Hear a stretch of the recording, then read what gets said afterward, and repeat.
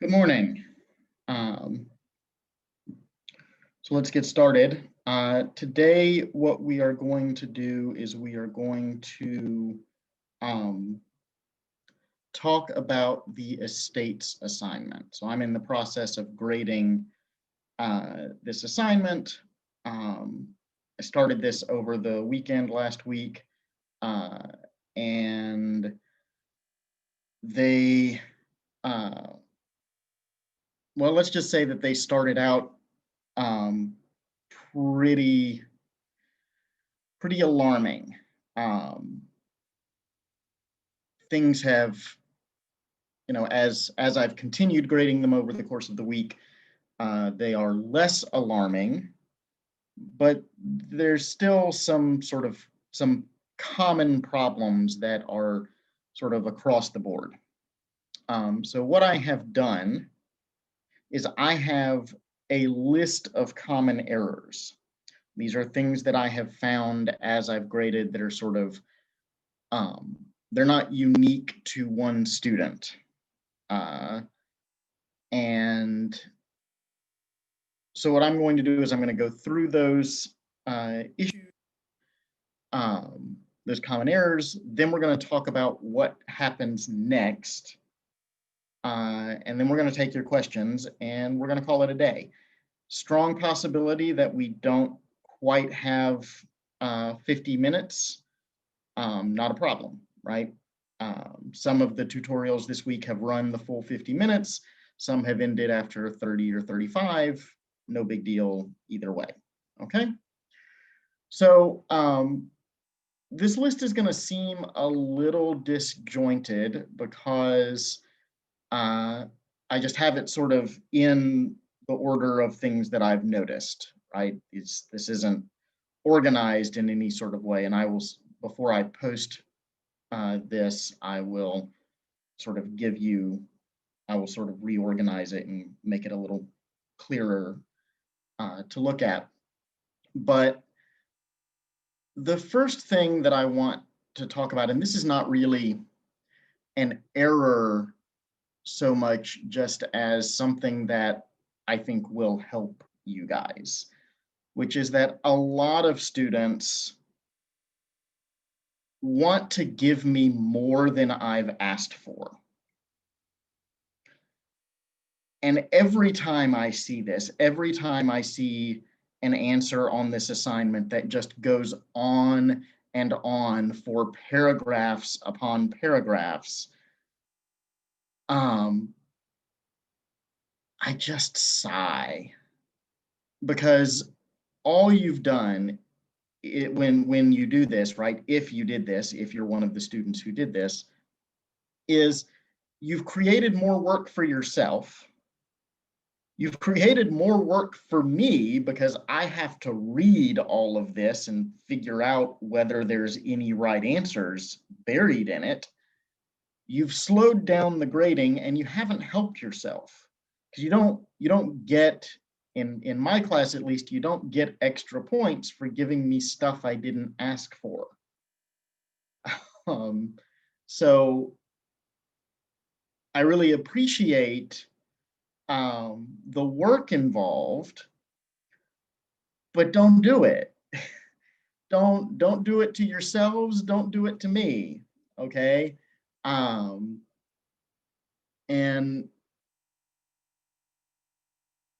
yeah, like that's sort of the crux of this particular issue. So let me tell you guys what I'm looking for, what you need to say to fully answer this assignment, right? I give you a conveyance. The conveyance creates a possessory interest that belongs to some holder, okay? When that possessory interest terminates, right? Or rather, if it terminates, right? If there is an event that terminates the possessory interest, then when the possessory interest is created, it also creates a future interest that belongs to some holder, and that when it vests will create a possessory interest. Now, some future interests are contingent. Okay, they're contingent, by which we mean something has to happen before they come into existence. And when that happens, you should note if there's a condition.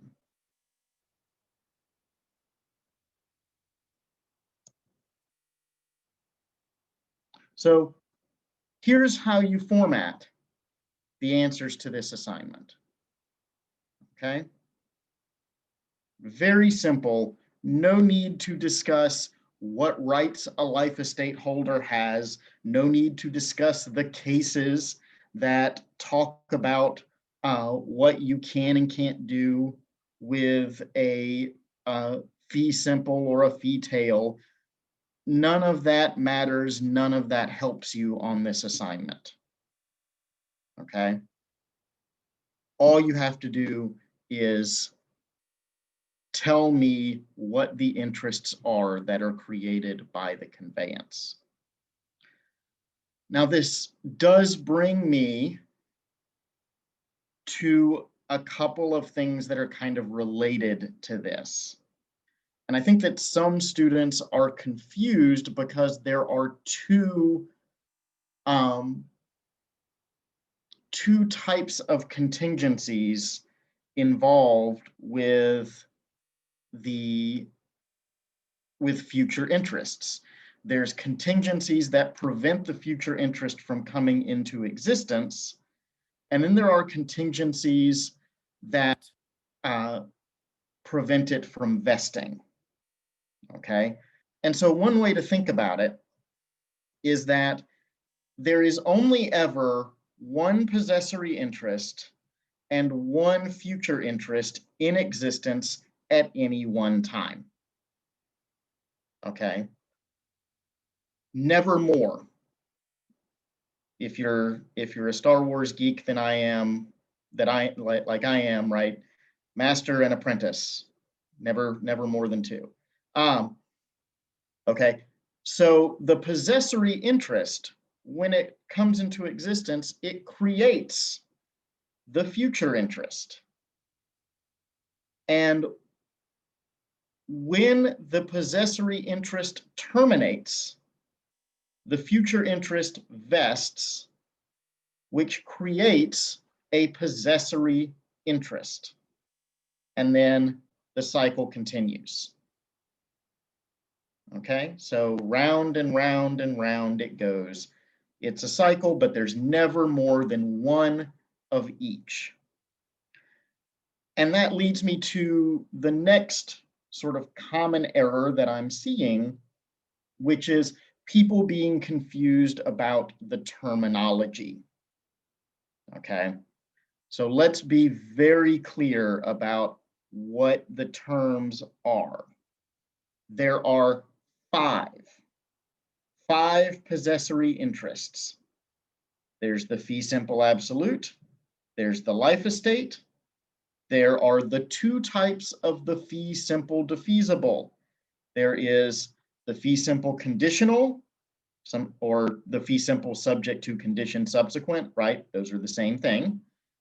And there's the fee simple determinable. And finally, there is the fee tail. We're going to talk more about the fee tail in a minute. So if you say to me, right, if you tell me that a conveyance creates a life estate for A and a fee simple determinable for B, no, because that is two possessory interests at the same time. There can only be one. All right, so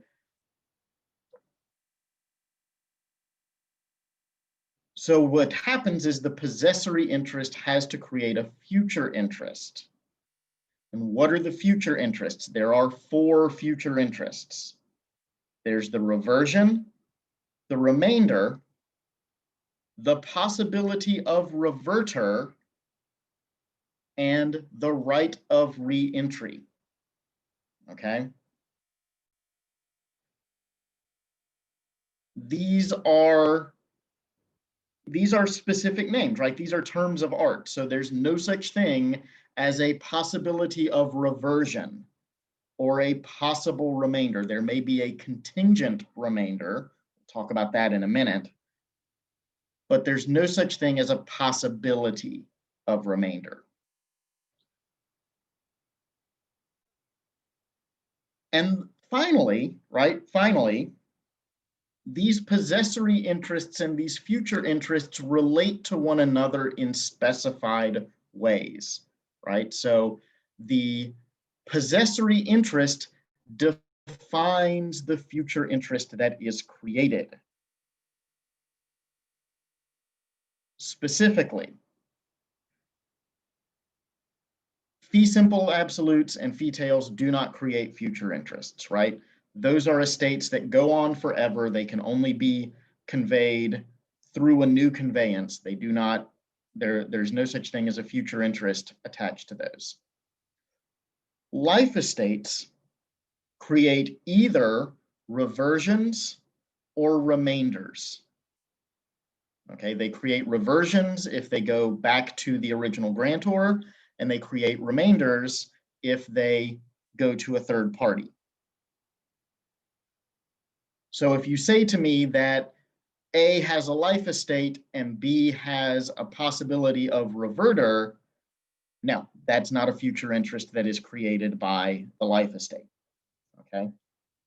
The fee simple determinable creates the possibility of reverter, not the possibility of reversion, the possibility of reverter. And so if you say to me that A has a fee simple determinable and B has a reversion or a possibility of reversion or a right of reentry, no, that's not it. That's not correct. Okay. And finally, the fee simple conditional, the fee subject to condition subsequent, creates a right of re-entry, no other future interest. So if you say to me that the A has a fee simple conditional and B has a possibility of reverter, no, that is not correct. Okay. All right, let me see. So one thing that's going to be very helpful to you guys is to make sure that you are always reading the conveyance in order. The conveyance is a timeline. If your interest, right, if B's interest comes after A's, B never steps in front of A in the chain of title. Now, it is possible that A's interest is extinguished before it it vests, and so B takes. So A never takes and then B takes. But you always have to evaluate A's interest before you go to B's. Okay?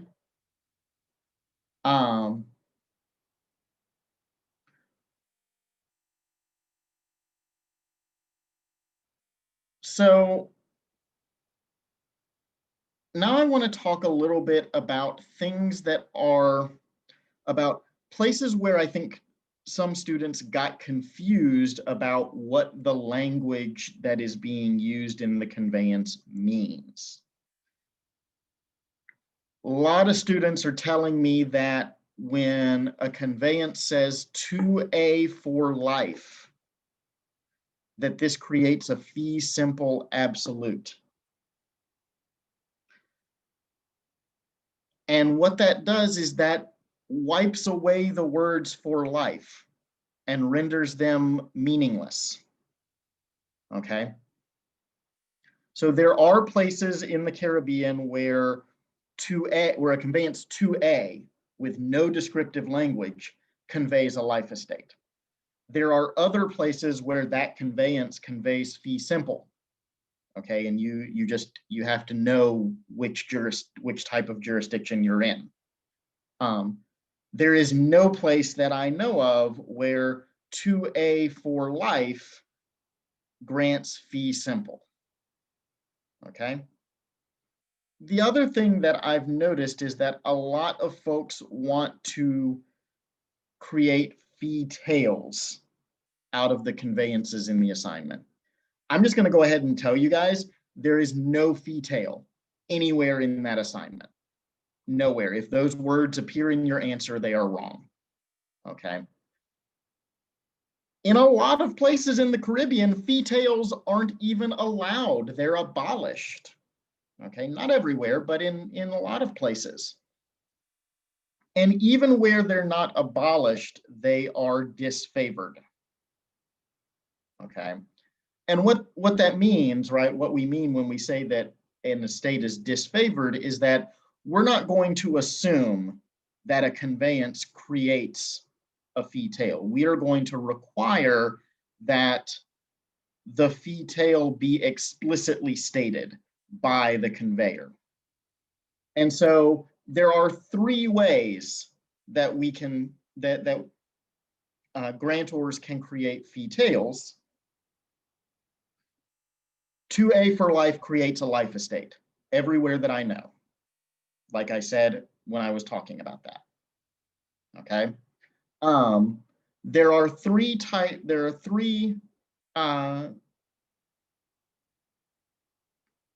conveyances that, if used, we will say create a fee tail. I'm going to put them in for you. Okay.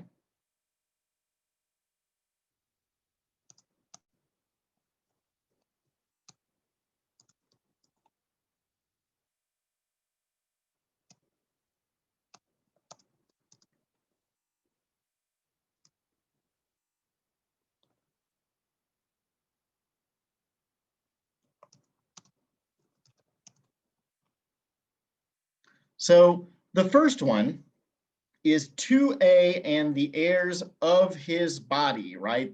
The phrase of his body is the language that indicates that it's a fee tail. If it just says 2A and his heirs, that's a fee simple.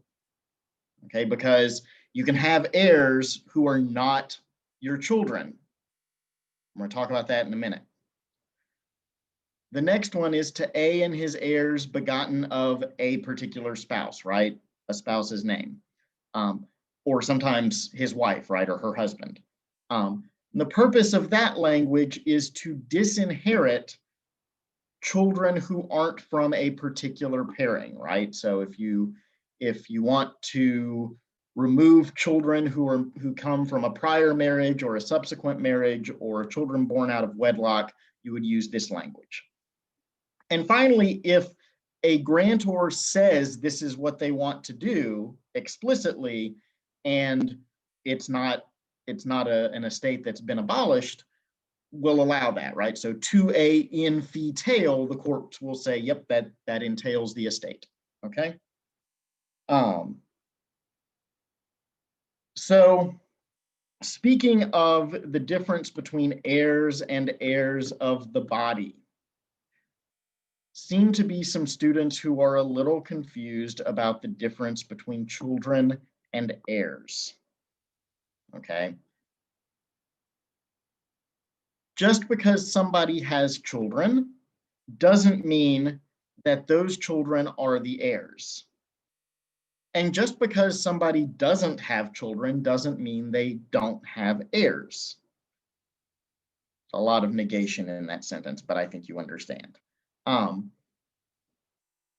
Heirs are determined upon death. So if someone is still alive and they have children, well, we can go, probably those are the heirs, but they might not be. And so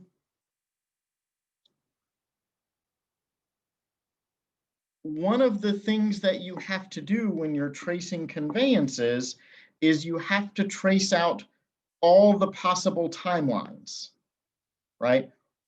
What are all the possible turning points that could change who gets the property? So if B doesn't have children, who gets the property when they die? But what if they do? Then who gets it? And so on, and so on, and so on. Just to let me double check my list.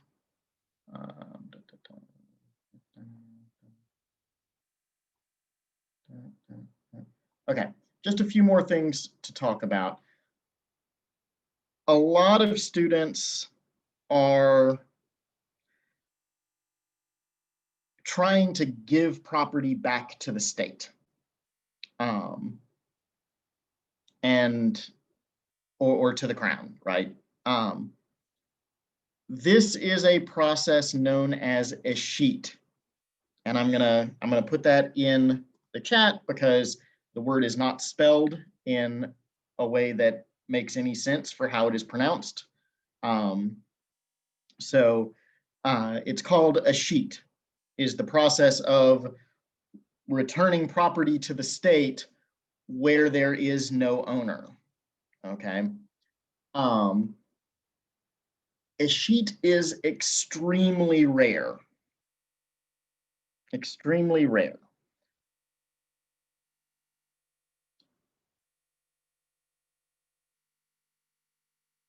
Yeah, I think that sort of concludes that statement. And I think that the reason why students want to engage in escheat on this assignment is they're forgetting the shadow grant. And don't Google that term, don't go looking for it in the text. I made it up. The shadow grant is the retained future interest held by the original grantor when no one in the conveyance takes in fee simple. Okay, so here's how you look for it. If there is a set of events, if you can identify a list of things that if they all happen, nobody in the conveyance takes, then there is a retained future interest belonging to the original grantor, because a conveyance has to communicate what happens to the property forever, okay, till the end of time. But somebody has to have fee simple absolute waiting somewhere in the chain of title. And if nobody in the conveyance can ever take in fee simple absolute, then the original grantor has to step in and take it. And so if those events all happen and nobody takes, then the original grantor steps in. Okay. One last thing. a few students have argued in their assignments that the conditions attached to some of these conveyances are void for uncertainty. And that misunderstands the uncertainty doctrine, but I understand why they misunderstand it. Okay, it makes sense. Because the authority that these students are relying on is a 1943 House of Lords case. The House of Lords, in that case, correctly states the doctrine. The doctrine of uncertainty says that if we can't determine whether a condition has been met to determine whether the estate has terminated, the condition is void. If we can't answer the question, has this happened, the condition is void. Not, it hasn't happened, but we can't answer whether it has happened. And the case that these students are relying on is, it's from 1943, and the conveyance in it was 2A, unless she marries, 2A, so long as she marries a man of Jewish parentage and of the Jewish faith. And the Lord said, well, we can identify whether her husband is of the Jewish faith, but what does it mean to be of Jewish parentage? Does that mean having one Jewish parent or two Jewish parents? What if you're adopted by Jews? Like we just don't know what this means, and so we can't answer it. And that is wrong, it's incorrect, and it's anti-Semitic. Because the truth is, if you ask any Jew anywhere in the world, ever in the history of the world, they will be able to tell you exactly what it means to be of Jewish parentage. This is an argument that we have had as a community for about 3,000 years. And we know what the answer is. And so for the Lords to just sort of go, well, we can't answer this, this is unknowable, is pretty insulting to the community that knows how to define its own boundaries. Okay. All right. So this is everything that I've got. What we are going to do is when I finish grading these assignments, which I'm hoping is going to be by the end of this week, but things are not moving as quickly as I wanted them to, so it may be a little bit later, but it won't be much later. But once I grading, I'm going to compile the list of the common errors that I have found, all of them. I'm going to post it to e-learning, and then I'm going to give you guys another bite at the apple. So you're going to redo this assignment and resubmit it. That's going to be sort of your second chance.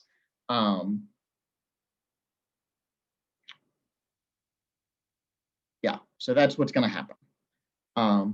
What questions do you guys have?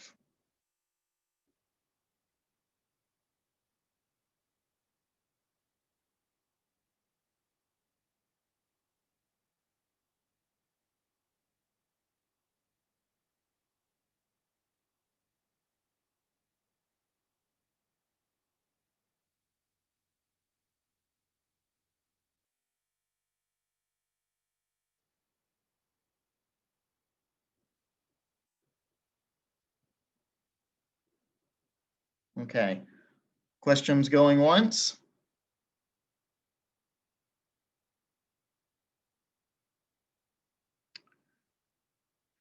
That's a good question. The answer is, I hope so, but I can't promise it because if I give an assignment, I have to grade it. So I'm thinking there will be, in addition to the redo of the estates, I'm thinking there will be one more assignment, one more coursework assignment before finals, but there may not. So I think some of that's going to depend on how quickly I grade the estates redo. So, those of you who were feeling the need to write paragraphs upon paragraphs, you're slowing it down. Don't do it. Don't do it again. Okay. All right. What other questions are there?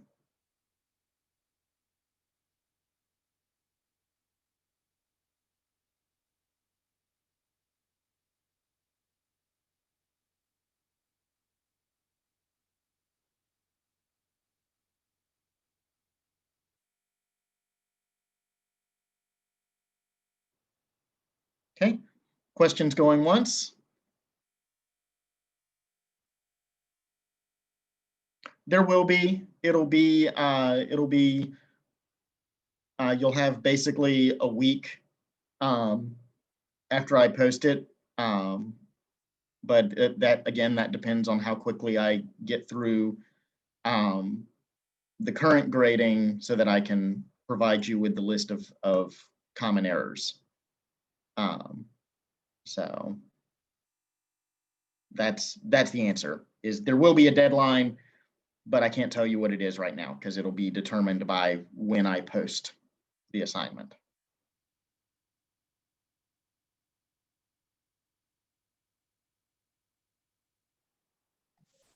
Sir? Yes, go ahead. What percentage would the assignment equate to? It's going to go in the coursework section of the class. So, you'll have to sort of weigh that based on the general information that's posted on e-learning. Oh, okay. So.